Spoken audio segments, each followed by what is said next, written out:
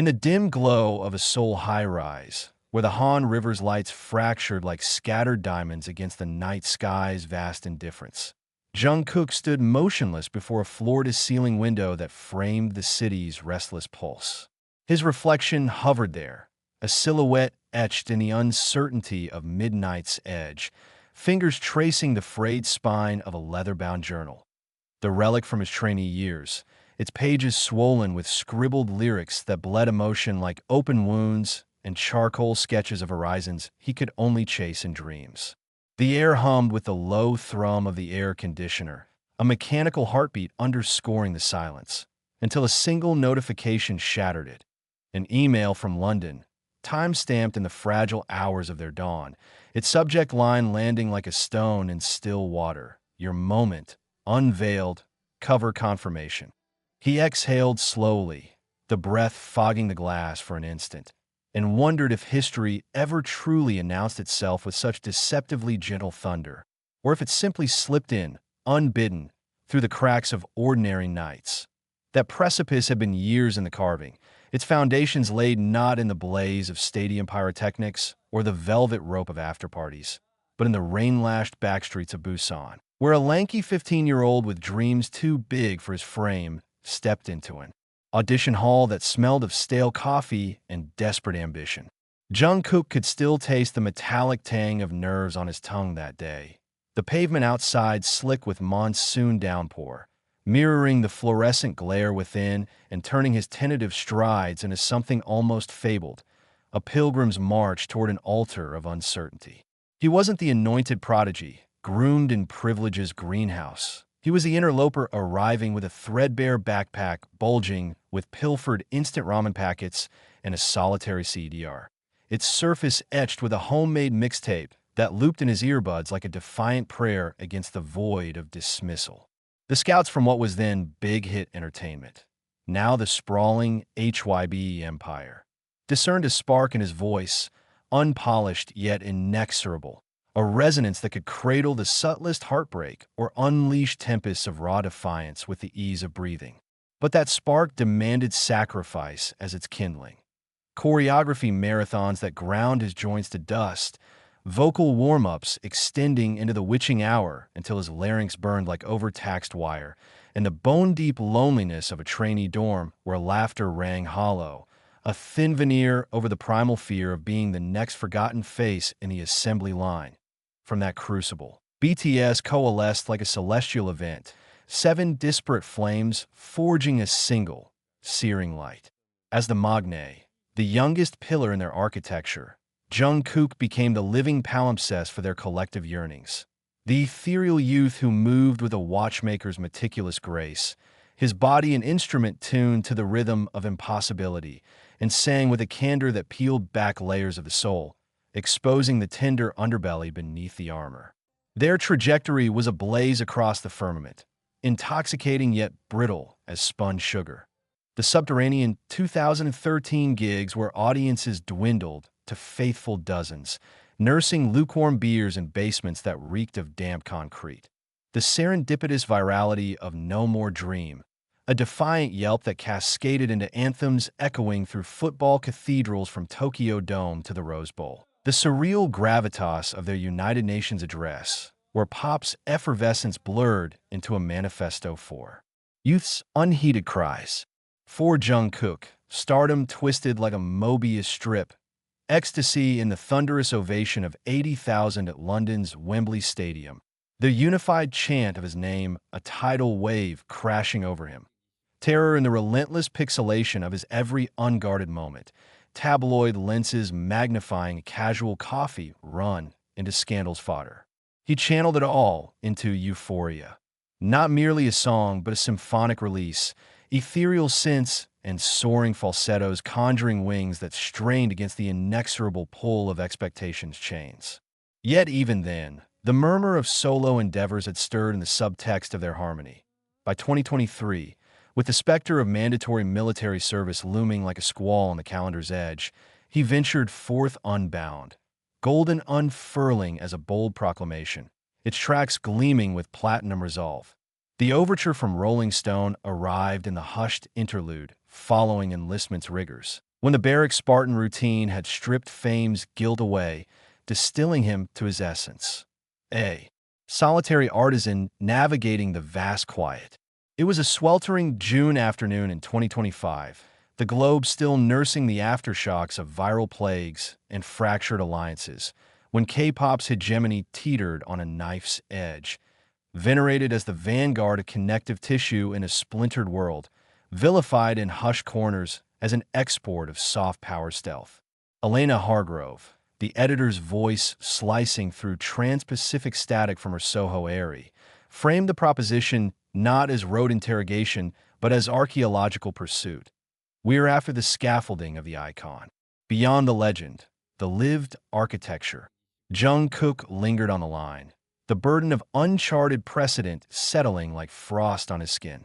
No lone K-pop envoy had ascended to the UK edition's hallowed cover. Not the trailblazing Rain with his umbrella anthems. Not Psy's irreverent gallop that toppled YouTube's throne. Not even the genre's early emissaries who'd breached America's fortified charts. This was terra incognita, a portal inscribed with caveats. Breach it, and the Occidental gaze would vivisect with the same fervor it embraced. Parsing authenticity through prisms of its own bias, he traversed to London under cover of anonymity, swathed in a charcoal parka that engulfed his lithe form, the Eurostar's subterranean rumble evoking the dive into uncharted depths. The photo shoot materialized in a forsaken warehouse on the Thames' gritty fringe, its skeletal girders weeping rust from bygone eras of manufacture, reimagined by a cadre of stylists into a maze of obsidian velvet and searing spotlights that carve shadows like sculptor's chisels. Teo Cuckoo Jr., the photographer, orbited him with the intent focus of an explorer mapping forbidden coasts, coaxing stances that wove fragility with fortitude. Jungkook balanced on a splintered pallet, his stare locking the camera in a duel of wills, daring it to avert. Reclined against walls scarred by long-faded tags, palm cradling a vintage mic as if it were a shard from a parallel existence. Amid the staccato of shutters, dialogues bloomed organically, Elena's inquiries delving into the fissures of selfhood. "What does it extract from you?" she ventured, her tablet propped amid the fray. "To embody a paradigm shift you never scripted?" He halted, the atmosphere dense with the acrid bite of flashbulbs and the faint petrichor of impending drizzle seeping through cracked panes, and answered with the honed clarity of one who'd rehearsed solitude in symphonies of silence. "It's not shift. It's endurance cloaked in extravaganza. We distill delight from the shards they aim to shatter." With each captured frame, his silhouette sheathed in ebon threads that clung like nocturnal whispers, eyes harboring the maelstrom of postponed aspirations. The undercurrent of strain intensified, a taut wire humming beneath the surface.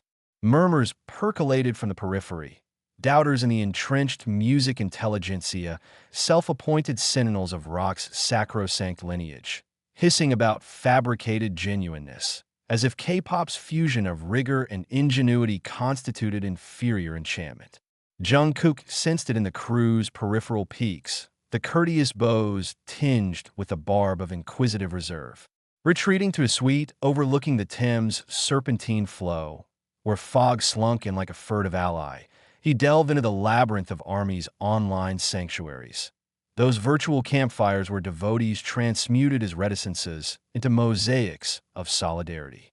A dispatch from a devotee in Manchester's cobbled lanes caught his eye. He bears galaxies on those narrow shoulders. When does the orbit allow for rest? It pierced, a poignant recall that his trajectory was their proxy voyage, each crest a collective respiration. There, in the journal's embrace, he drafted anew, strokes arcing toward a vista where frontiers evaporated, melody the span arching from Han to Humber. The substantive discourse, savored over steaming chamomile in a Bloomsbury nook where Wolf's specter lingered in the wallpaper's faded florals, burrowed further, unearthing the bedrock of his interiority. Elena inclined forward, her queries a lancet's kiss. The hermitage of Golden's Genesis, assembled in pilfered fragments amid promotional tempests, The visceral twinge of parting from BTS at their zenith, siblings dispersed to duty's gales yet linked by ethereal filaments. The cultural high wire of embodying Korean essence in a form birth of Hallyu's tide, but consumed by voracious cosmopolitans. Jungkook articulated the alchemy of seven, that languid summons from solstice's haze, how its dominion over airwaves resonated less as laurel than as absolution. For the vigil's refining hooks until Aurora kissed the skyline. For detractors who'd relegated him to ornament in BTS's celestial array. Timbre's essence transcends pitch, he observed, swirling his infusion idly, vapors twisting like veiled laments. It's the throb you embed, the narrative you contraband beyond the harmony. Elena assented, her stylus etching with fervor, and in that interstice a pivot occurred. Not domination, but dialogue, an Atlantean stronghold parting for Levantine cadence. The revelation of the cover disseminated like dye in a current, initial teases to curated influencers, then detonating across networks on December 1st, 2025, a chronology destined for mythos. Rolling Stone UK's proclamation struck at Greenwich's first light. Jungkook, architect of tomorrow's pop cosmos, the epithet a lodestar amid the periodical's venerated scroll. Triune editions emerged, the UK iteration's austere grayscale summoning glam rock's wraiths, Korea's kaleidoscopic palette honoring silk handbox legacy, Japan's ascetic contours evoking haiku's brevity, each a threshold to his prismatic core. Reservations cascaded, infrastructure buckling beneath the torrent, as though humanity had suspended animation for this liberation. In Seoul's cradle, his device quivered in perpetual tremor. Dispatches from Jimin. You've redrawn the cartography, brother. Taeyong, gild the frame in eternity. Namjoon, pride falls short. You've kindled our collective light. Army orchestrated with auroral efficiency. Monikers proliferating from hashtag Jungkook Rolling Stone K to rhizomatic discourses parsing the session's tenebrous aesthetics to the colloquy's metaphysical veins. Beneath the exultation, however, a more nuanced rivulet meandered, the accolades' helix coiling afresh. For Jungkook, it transcended bauble. It was a speculum to his metamorphosis. From the doe-eyed novice evading bunkhouse jest to the mason of auditory realms traversing hemispheres. It spotlighted the tacit insurrections, the resolve to lace golden with R&B's visceral loam against K-pop's lacquered veneer, the rawness in Hate You that flayed the cicatrices of surveillance.